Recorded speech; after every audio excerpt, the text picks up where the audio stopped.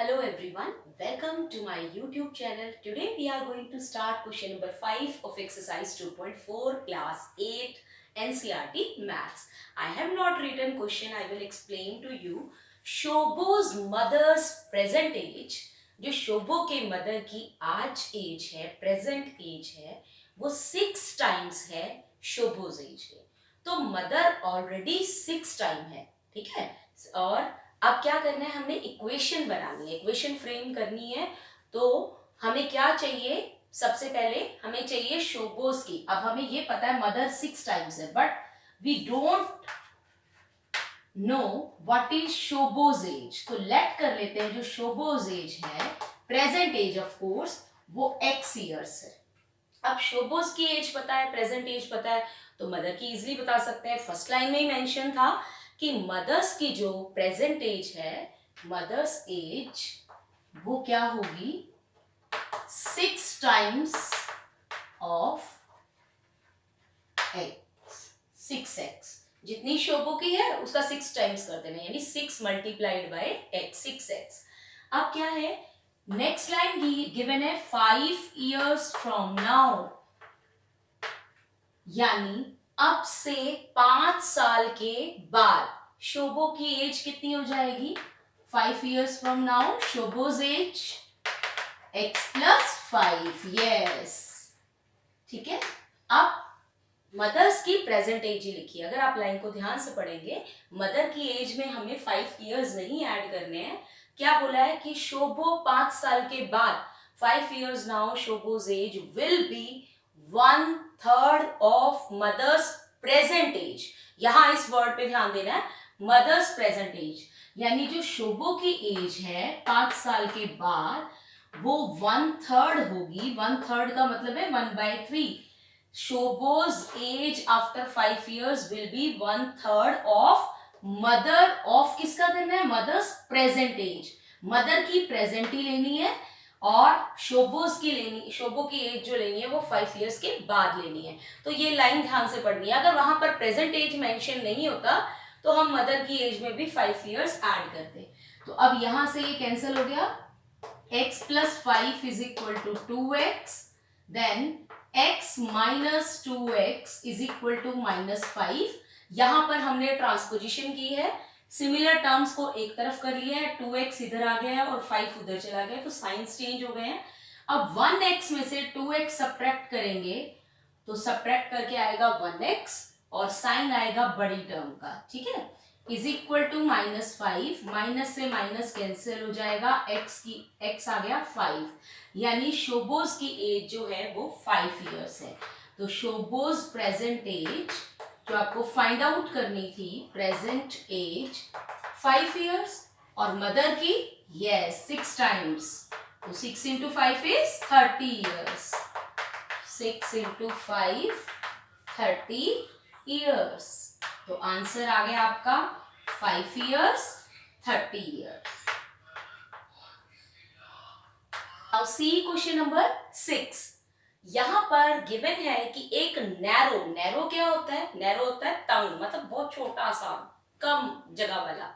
तो छोटा सा एक रेक्टेंगुलर प्लॉट है और इसकी लेंथ और ब्रेड्थ की रेशियो गिवन है 11:4. तो आपको बताया था जब रेशियो में गिवन है तो आपने कैसे ज्यूम करना है, लेंथ और ब्रेड्थ की रेशियो जो है वो गिवन है 11:4. तो let length be 11x, very good, and breadth be 4x. Yes, I know आप बोल रहे हैं साथ साथ, लेंथ 11x हो जाएगी और ब्रेड्थ 4x. अब क्या गिवन है आपको, जो कॉस्ट है ₹75,000 वो फेंस की है. फेंस क्या होता है, फेंस हमेशा 4 साइड्स पर होती है, यानी बाउंड्री पर होती है. Boundary means, length of boundary means perimeter. जहां आपको ये वर्ड नजर आता है तो आप ये याद रखना है कि फेंसिंग हमेशा अंदर की तरफ नहीं होती है. कहां होती है, फील्ड के चारों तरफ, ऐसे बाउंड्री पे 4 वॉल्स पे होगी, यहां होगी फेंसिंग. तो फेंस करने की टोटल कॉस्ट आई है 75,000, यानी वायरिंग की है या जो भी किया है, फेंस की है सब तरफ, ठीक है, या दीवार बनाई है, वट एवर. तो 75,000 का खर्चा आया है ये सारा करने में. और रेट क्या है, कभी भी जो भी कॉस्ट आती है वो रेट के हिसाब से आती है। तो क्या रेट लगा है, 1 मीटर का रेट 100 रुपीज था और टोटल कॉस्ट पड़ी है 75,000। यानी और इससे हम पेरीमीटर निकाल सकते हैं कि बाउंड्री कितनी लंबी है। ठीक है, अब देखो 1 मीटर जो फेंसिंग का रेट है वो कितना है, 1 मीटर का कितना है, 100 रुपीज। तो कॉस्ट ऑफ फेंसिंग यहां पर 1 मीटर वो कितनी लग रही है। चाहे तो आप इसको किस वे से कर सकते हैं, चाहे तो आप इसको यूनिटरी मेथड से कर सकते हैं। मैं आपको अब आप बड़ी क्लास में हो गए हैं, 8th क्लास में, तो हम यूनिटरी मेथड छोड़ते हैं, डायरेक्ट करते हैं। जब आपको निकालना है पेरीमीटर, ये चीज ध्यान रखनी है, जब आपको दो चीजें गिवन है, एक कॉस्ट गिवन है, एक रेट गिवन है, तो आपको दोनों को डिवाइड करना है। कॉस्ट ऊपर आएगी ऑफ कोर्स, रेट नीचे आएगा। ये जो दो आपको दी हुई है इनको देख के कंफ्यूज नहीं होना है, कॉस्ट को रेट से डिवाइड करना है।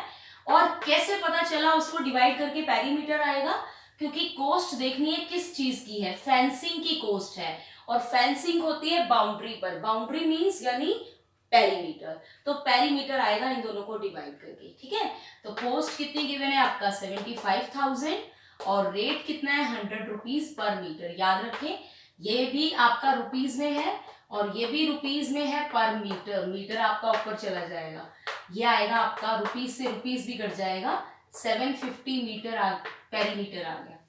अब पेरीमीटर हम भी निकालते हैं अकॉर्डिंग टू क्वेश्चन। क्वेश्चन के अकॉर्डिंग पेरीमीटर होता है लेंथ प्लस ब्रेड्थ रेक्टेंगल का। ठीक है, लेंथ कितनी है 11x, ब्रेड्थ कितनी है 4x is equal to 750। So 2 into 15x is equal to 750। ये हो गया 2 into 15 is 30x is equal to 750 and x is equal to 750 upon 30। 0 से 0 कैंसिल, 75/3 इज 25।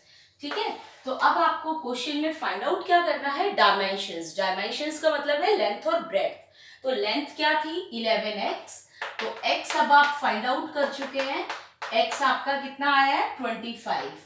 तो आपको मैंने 11 से मल्टीप्लाई करने का शॉर्ट वे बताया था आई थिंक। क्या करना है आपने, जैसे 25 को आपने 11 से करना है तो 2 और 5 रहेगा कॉर्नर पर और बीच में इनका सम 2 + 5 7, 275 और यूनिट क्या लगेगा मीटर, मीटर्स में गिवन है। ब्रेड्थ क्या होगी 4x, 4 into x, x is 25 and 4 into 25 is 100 meter. So dimensions is 275 meter, 100 meter. This is your answer. Now see question number 7. ये बहुत कॉम्प्लिकेटेड लगता है लेकिन अब बहुत इजी है, पढ़ने में लगता है बहुत कॉम्प्लिकेटेड है क्योंकि इसमें प्रॉफिट लॉस का कंसेप्ट भी आ रहा है, लीनियर इक्वेशंस का कंसेप्ट भी आ रहा है। तो क्या गिवन है यहाँ पर, एक शॉपकीपर है, वो दो तरह के मटेरियल खरीद के ला रहा है। एक तो शर्ट के लिए मटेरियल खरीद रहा है, एक ट्राउजर के लिए मटेरियल खरीद रहा है। ठीक है, शर्ट और ट्राउजर दोनों के लिए, दोनों का कॉस्ट प्राइस अलग अलग है। जो वो खरीद के ला रहा है शॉपकीपर, वो किस रेट पे ला रहा है, वो 50 rupees per metre shirt material खरीद रहा है। अब 1 मीटर वो 50 रुपीज का खरीद रहा है, बट आपको ये नहीं पता वो कितने मीटर शर्ट मटेरियल खरीद रहा है, क्योंकि वो सिर्फ अपनी शर्ट के लिए थोड़ा खरीद रहा है। क्या करेगा वो, उनको लाकर अपनी शॉप पे उसने सेल करना है। तो 1 मीटर क्लोथ जो है वो अपनी 50 रुपीज में खरीद रहा है और ट्राउजर का रेट थोड़ा महंगा है, वो 90 रुपीज पर मीटर में खरीद रहा है। ठीक है, उसके बाद वो शर्ट मटेरियल अगर 3 मीटर ले रहा है, फॉर एवरी शर्ट, अगर for every 3 metre shirt material ही बाइज 2 मीटर ट्राउजर मटेरियल। इसका मतलब है रेशो गिवन है, अगर 3 मीटर शर्ट का कपड़ा खरीदता है तो हर 3 मीटर के साथ वो 2 मीटर ट्राउजर के लिए खरीद रहा है, यानी 3:2। ठीक है, अगर ये 3x मीटर ले रहा है तो ये 2x मीटर लेगा। This is the ratio. Clear? तो थोड़ा सा लाइन डिफरेंट करके दी हुई है, प्रॉपर वे में नहीं बताया हुआ, बट ये बताया हुआ है जब भी वो 3 मीटर शर्ट मटेरियल खरीद रहा है उसके साथ साथ वो 2 मीटर ट्राउजर खरीद रहा है, मटेरियल खरीद रहा है, इसका मतलब 3:2 में उनको लेके चल रहा है। ठीक है, और बाद में शॉप पे आने के बाद अपनी शॉप का मटेरियल वो शर्ट को 12% प्रॉफिट पे सेल करता है और ट्राउजर को 10% प्रॉफिट पे सेल करता है, और उसकी टोटल जितना भी वो मटेरियल लाया था वो सभी सेल करने के बाद उसकी टोटल सेल होती है 36,600। आपको बताना है कितना ट्राउजर मटेरियल वो लेकर आया था। शर्ट मटेरियल नहीं पूछा है, सिर्फ ट्राउजर मटेरियल पूछा है, लेकिन हमें शुरू में सॉल्व तो करना पड़ेगा, शर्ट मटेरियल भी लेट करना पड़ेगा। लेट जो शर्ट मटेरियल है जो उसने परचेज किया है, ठीक है, ही बॉट, जो उसने खरीदा है वो है 3x मीटर। 3:2 में था ना, तो 3x उसको लेंगे और ट्राउजर को क्या ले लेंगे, ट्राउजर मटेरियल कितना ले लेंगे, यस 2x मीटर। तो हमने 3:2 से 3x और 2x ले लिया। शर्ट लाया 3x मीटर और ट्राउजर लाया 2x मीटर। अब उसको कॉस्ट कितने की पड़ी, ठीक है, टोटल कॉस्ट प्राइस क्या हुआ, मैं टोटल कॉस्ट प्राइस लिख रही हूं, इसलिए मैं शर्ट और ट्राउजर दोनों का ऐड करूंगी, ठीक है। शर्ट कॉस्ट प्राइस टोटल, सबसे पहले शर्ट का, 1 मीटर शर्ट जो है वो 50 रुपीज की है, 2 मीटर होगी तो 100 की होगी, 3 मीटर होगी तो 150 की होगी। इसका मतलब जितने मीटर लाया है उससे 50 को मल्टीप्लाई कर दो। तो कितने मीटर लाया है शर्ट, वो 3x, तो 3x इंटू 50 कर दो, प्लस अब ट्राउजर मटेरियल की भी ऐड कर देते हैं और टोटल कॉस्ट प्राइस निकाल लेते हैं कि शॉपकीपर कितना खर्च करके आया है, ठीक है, कितना कॉस्ट में लेकर आया है ये सब। तो 2x इंटू रेट कितना है 90, सिमिलर वे से हमने ये भी मल्टीप्लाई कर दिया। 150x plus 2 9s are 18, 180x, जब इन्हें ऐड करते हैं तो ये आ रहा है 330x, 150 प्लस 180, ठीक है, 8 और 5 13, 1 कैरी लिया 330x। अब ये टोटल कॉस्ट प्राइस हो गया, ठीक है। अब लेना है हमने, ओहो हमने एक मिस्टेक कर दी, दोनों का प्रॉफिट तो अलग अलग है तो दोनों का सेलिंग प्राइस भी अलग अलग आएगा। एक काम करते हैं, हम इसमें इस कॉस्ट प्राइस को हम ऐड नहीं करते, हम सिर्फ शर्ट का क्रॉस कॉस्ट प्राइस अलग निकाल लेते हैं और उसका अलग निकाल लेते हैं, क्योंकि अब हमें इस कॉस्ट प्राइस पे वो भी निकालना है, ठीक है। ये मैंने शर्ट का निकाल लिया, ट्राउजर का मैं इधर निकाल लेती हूँ। ये कॉस्ट प्राइस किसका है, टोटल शर्ट का है, और ऐसे ही कॉस्ट प्राइस निकाल लेते हैं ट्राउजर का। वो क्या हो जाएगा, ट्राउजर का क्या हो जाएगा, यस 2x इंटू 90, 180x। अभी मैं बता रही हूँ क्यों अलग किया। इसका प्रॉफिट है, जब वो आके इसको सेल कर रहा है, इसको 12% प्रॉफिट पे सेल कर रहा है, दोनों का प्रॉफिट अलग अलग है। इसको सेल किया है उसने 10% प्रॉफिट पे। अब हम एसपी निकालेंगे, सेलिंग प्राइस। सेलिंग प्राइस क्या होगा, देखो इतना तो वो लेगा ही लेगा, प्लस प्रॉफिट क्या होता है, जो एक्स्ट्रा अमाउंट उसे मिल रहा है, तो 12% एक्स्ट्रा अर्न कर रहा है वो, यानी सीपी तो लेगा ही लेगा, प्लस 12%, परसेंट का मतलब है 12/100, परसेंट का मतलब होता है per means divide, cent means 100, divide by 100, तो 12% इज 12/100। किसका 12/100, जितना उसने दिया था।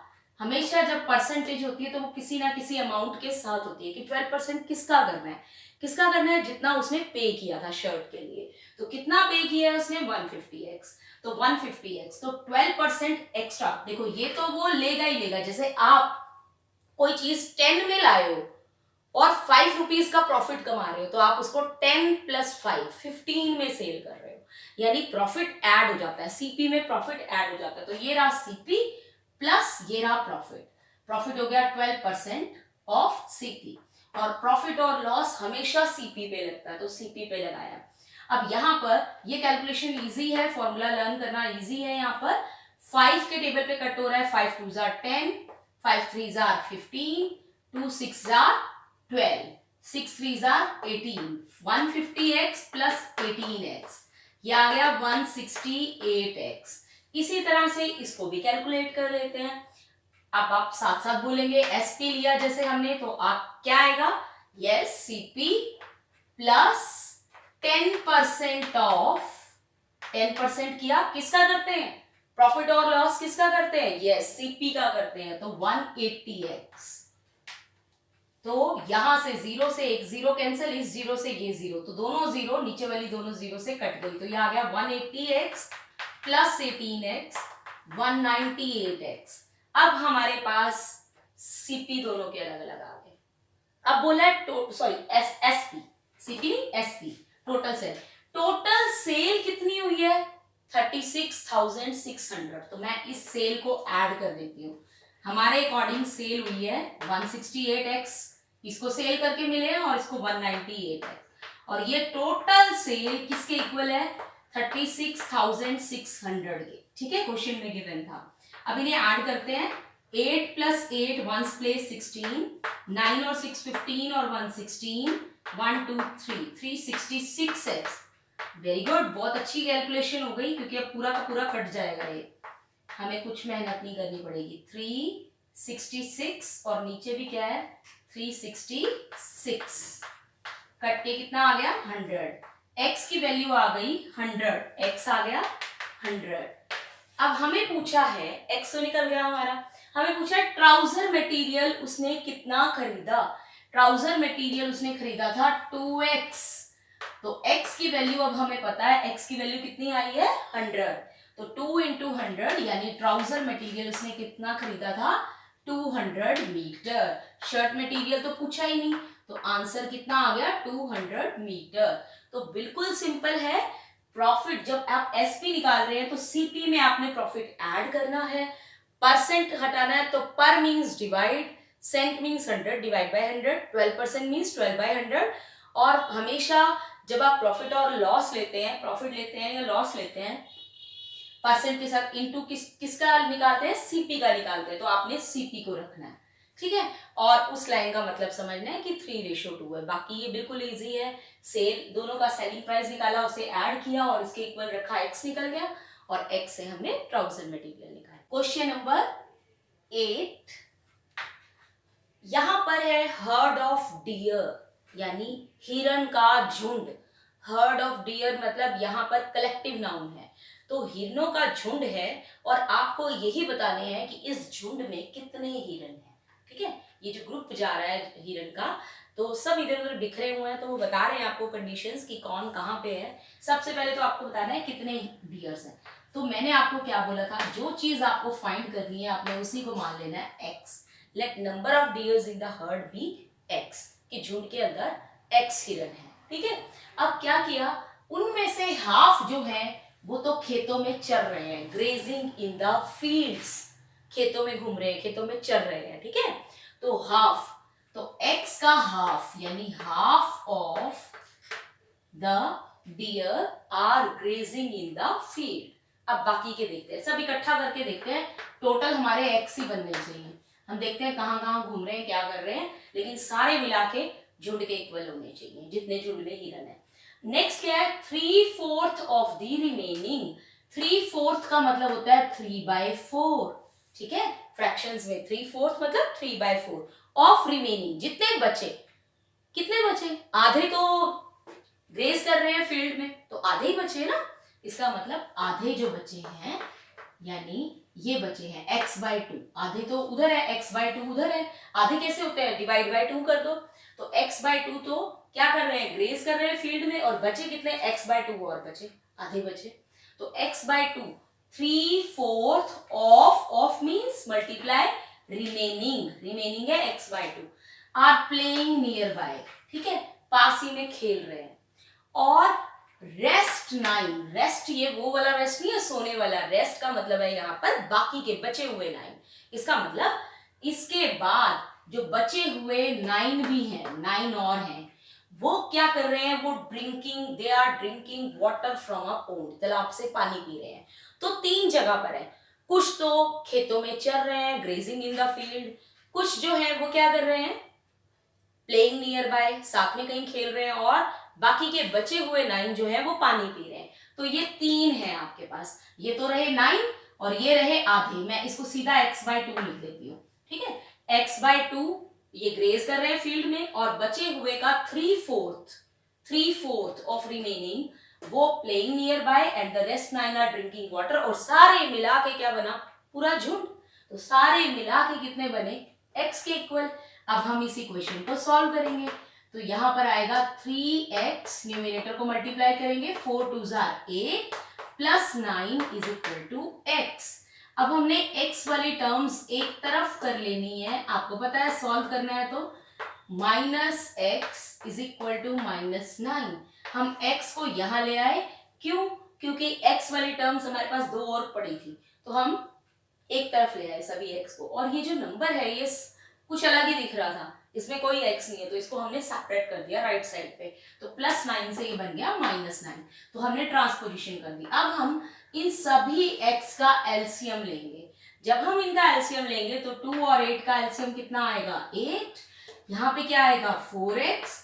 आई होप एलसीएम सबको लेना आता होगा। +3x - 8x is equal to -9। अब 4x + 3x 7x, 7x - 8x क्या आएगा? -x।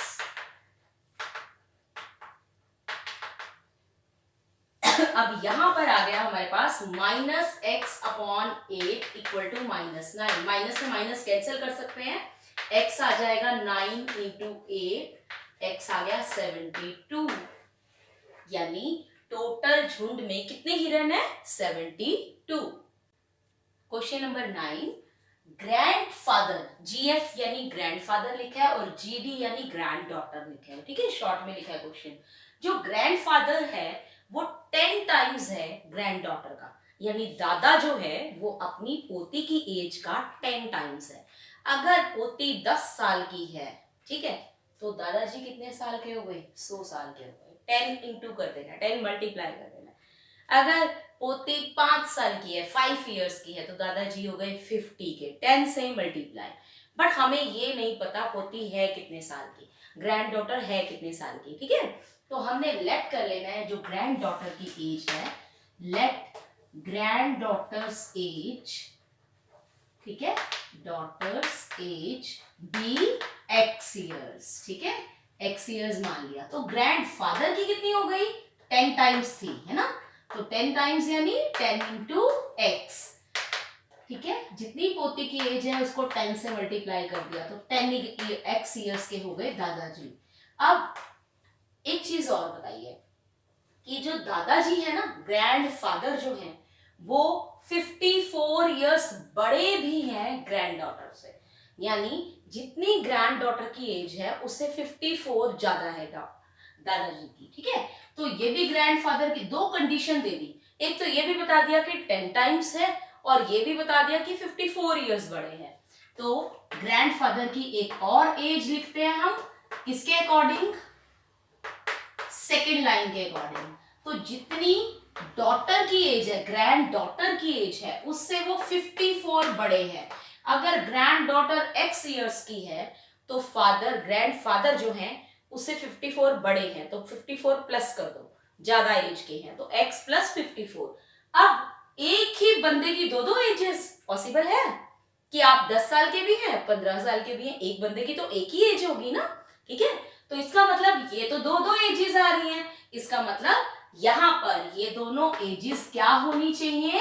इक्वल, क्योंकि बंदा ही एक है, पर्सन ही एक है, तो एजेस भी क्या होनी चाहिए? सेम। तो हमने इन दोनों को क्या कर दिया? इक्वेट। और इक्वेट करते ही हमारी क्या बन गई? इक्वेशन। और इक्वेशन हमें सॉल्व करनी आती है। x वाली टर्म्स एक तरफ, ये +x इधर आया -x, 54, 9x is equal to 54, x is equal to 54/9। Yes, 9 के टेबल पे जा रहा है ये, x is equal to 6 years. इसका मतलब जो ग्रैंड डॉटर है वो तो है 6 इयर्स की, ठीक है। ग्रैंड डॉटर की एज जो है, डॉटर्स एज, वो कितनी है? 6 इयर्स। तो ग्रैंड फादर की कितनी हो गई? दोनों में से जैसे मर्जी कर लो, 10 टाइम्स कर लो, 10 टाइम्स करेंगे तो 60 इयर्स। और 54 बड़े भी हैं, देख लो, 6 + 54 60, दोनों वैसे, ठीक है, ठीक है। तो दोनों की एज आ गई, एक की आ गई 6 इयर्स, ये पोती की एज हो गई और ये हो गई दादाजी की। This is the answer. Last question of this exercise, question number 10। Aman's age, Aman is the father, ठीक है, उसकी एज फादर क्यों है? क्योंकि उसकी एज का कंपैरिजन उसके बेटे के साथ किया हुआ है। अमन की एज जो है वो 3 टाइम्स सन की एज की है। अब सन की एज नहीं पता, सन की एज पता होगी तो उसका 3 टाइम्स कर देंगे, 3 से मल्टीप्लाई करेंगे, अमन की एज आ जाएगी। तो हमें लेट करनी पड़ेगी, लेट सन्स एज बी, जो बेटे की एज है वो है x इयर्स, तो अमन की एज कितनी हो जाएगी 3x इयर्स। ठीक है, अब उसके बाद क्या करना है, 10 इयर्स एगो, 10 इयर्स एगो का मतलब 10 साल पहले की बात कर रहे हैं। तो 10 साल पहले क्या होगा, सबकी एज 10-10 साल कम होगी, छोटे होंगे वो 10 साल छोटे होंगे, आप जितनी एज है। ठीक है, तो 10 इयर्स एगो, दोनों की एज देख लेते हैं कितनी थी। 10 इयर्स एगो जो सन की एज थी वो कितनी होगी, जितनी अब है उसमें से -10, 10 साल छोटा होगा। ठीक है, और 10 इयर्स एगो जो फादर है यानी जो अमन है उसकी एज भी अब 3x है प्रेजेंट, तो 10 साल पहले तो -10 होगी, 3x - 10। अब क्या है, वो 10 इयर्स एगो की कंडीशन बता रहे हैं कि आज तो जो फादर है यानी अमन है वो प्रेजेंट एज में 3 टाइम्स है अपने बेटे का, लेकिन 10 साल पहले वो 5 टाइम्स था। 10 साल पहले ये जो फादर था, 10 साल पहले ये जो फादर की एज है अपने बेटे की एज की 5 टाइम्स थी। अब हमें बनाना है इनको इक्वल। अब बेटे की और फादर की और बेटे की एज इक्वल तो नहीं हो सकती ना, ये 5 टाइम्स है। ठीक है, 5 टाइम्स, ये पहले से ही 5 टाइम्स है, तो हमें 5 टाइम्स किसका करना है, यानी फादर जो है वो 5 टाइम्स है बेटे का। अब ये इक्वल हुई, फादर की एज 5 टाइम्स थी अपने बेटे की। ठीक है, 10 साल पहले, तो हमने बेटे की एज का 5 टाइम्स कर दिया, 5 टाइम्स सन एज के साथ लिखा है। तो अब मल्टीप्लाई करेंगे जब 5 को, तो दोनों के साथ करेंगे, 5 को x के साथ भी, 5 को 10 के साथ भी, ऐसे ही 3x - 10। अब इक्वेशन बन गई, आप सबको सॉल्व करनी आती है, फटाफट कर देते हैं। x वाली टर्म्स एक तरफ, यस ये प्लस का 5x है, इधर आके माइनस का 5x, ये -50 अपनी जगह पे है, लेकिन -10 यहां से वहां जा रहा है, तो +10, -2x -40। अब x जो है माइनस से माइनस कट जाएगी जब सिंगल टर्म रह जाए, या उधर ले जाके भी कट कर सकते हो। अब 2x = 40, यानी x = 40/2, x आ गया 20, यानी सन की एज जो है वो है 20 इयर्स। हम प्रेजेंट एजेस निकालते हैं बेटा, 10 इयर्स पहले वाली नहीं, तो हमें यहां रखनी है। प्रेजेंट एज जो थी वो x थी, x आ गया 20, तो सन की एज है 20 इयर्स, और फादर की एज यानी अमन्स की एज क्या है, फादर का नाम दिया हुआ है, अमन्स एज वो 3 टाइम्स है, तो 60 इयर्स। ठीक है, अब आप चेक भी कर सकते हैं अपने आंसर को, आंसर तो आ गया आपका, क्योंकि क्वेश्चन में प्रेजेंट एजेस पूछी थी, 20 इयर्स 60 इयर्स, आंसर आ गया। बट अगर आपने चेक करना हो तो आप 10 साल पहले कर सकते हैं कि क्या 10 साल पहले फादर 5 टाइम्स था अपने बेटे का, तो 10 साल पहले सन की कितनी है, अगर आज सन 20 साल का है तो 10 साल पहले वो 10 साल कम होगा, यानी 10 इयर्स का है। और फादर जो है आज 60 का है, 10 इयर्स पहले वो 50 का था, हुआ ना 5 टाइम्स। ठीक है, सन का 5 टाइम्स करेंगे तभी दोनों इक्वल आएंगे ना। ठीक है, तो हमने इक्वेशन बिल्कुल ठीक बनाई थी, देखो सन का 5 टाइम्स करके बनाया था। तो this is how we will do these questions. तो ये आपको सिर्फ लाइन के अकॉर्डिंग चलने हैं, इक्वेशन अगर सही बनती है तो आपके आंसर्स बिल्कुल सही आएंगे। I hope you will understand by my this video will help you a lot. Thanks for watching.